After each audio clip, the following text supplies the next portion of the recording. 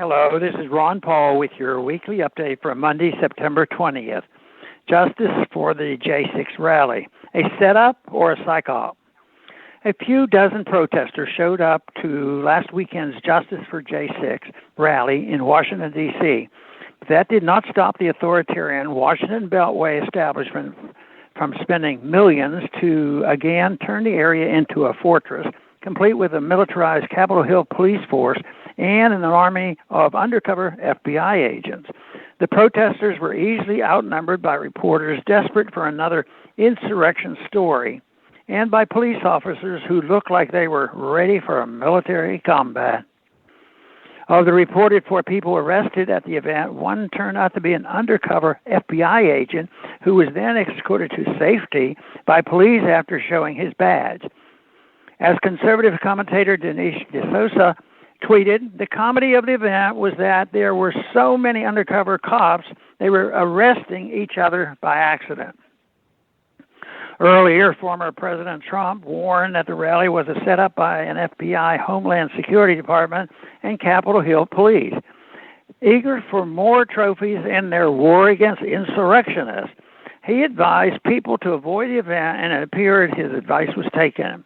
They did not get their second insurrection. In fact, as we know from the FBI itself, they did not even get their first insurrection. Though the left elites continue to use that term, the FBI affirmed last month that there was no organized plan among the January 6th protesters to overturn the presidential election. The media's nonstop hysterical reporting about the January 6th insurrection, repeated endlessly by Democratic Party politicians, did serve an important propaganda purpose. Anyone with concerns about the way the 2020 presidential election was conducted was immediately demonized and silenced.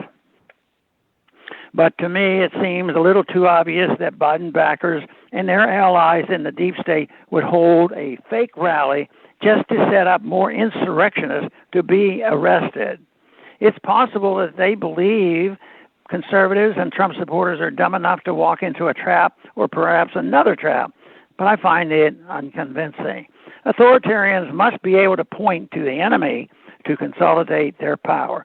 On the other hand, if no one showed up, as it turns out happened, the real organizers could laugh and crow about how support has evaporated for the hundreds originally arrested after January 6th, and tragically many still held without bail, but none charged with insurrection. And also, they can claim that support for Donald Trump, who for some reason continues to mortally terrify them, has likewise disappeared.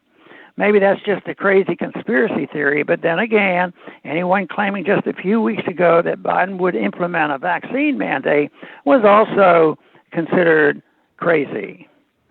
This failed policy is a success for Team Biden on one front. Very few would now dare to hold a rally calling attention to the shocking injustice that continues to stain the prosecution of so many January 6th protesters. But we must not let enemies of justice win. All liberty-loving people must speak out for the unfair persecution. Even when it's politically risky, we must not be silent. Thanks for calling.